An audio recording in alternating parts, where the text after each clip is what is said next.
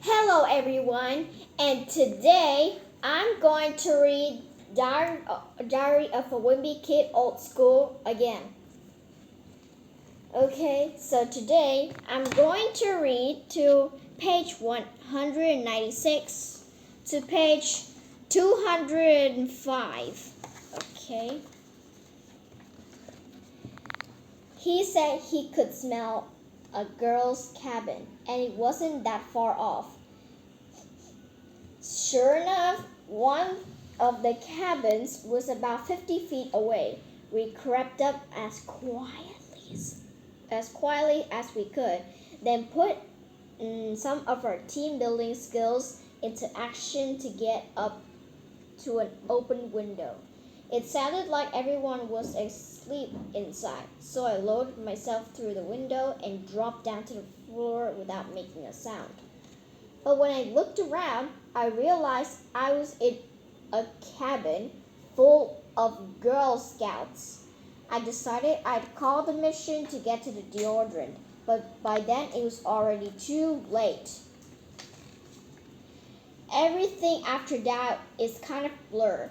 I remember girls yelling, hands grabbing at my ankles, and my cabin mates trampled one another to get out to the front door. Then it was just a mad dash through the woods. Don't ask me how, but we found our way back to our cabin. Unfortunately, we forgot about the baby powder, and we totally trampled it.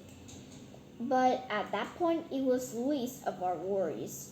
I thought the mission was a total failure, but it turns out we didn't come back empty-handed. Graham has swiped back at the girl's cabin and brought it with him. I definitely wasn't comfortable with stealing and said that one of us needs to sneak the bag back to the girl's cabin before anyone noticed it was missing. But I got outvoted on that idea because everyone was curious to see what was inside. The clothes in the bag didn't look like they were belonged to any girls our age. But by the time we figured out who the bag actually belonged to, the owner was standing in our doorway. I thought Mrs.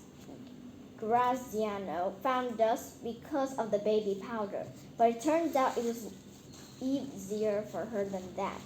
As soon as she opened her cabin door, she found Emilio stumbling around in the dark, which is goes to show you should never leave a man behind. Mrs. Graziano chewed us for our immature shenanigans. She said we couldn't be trusted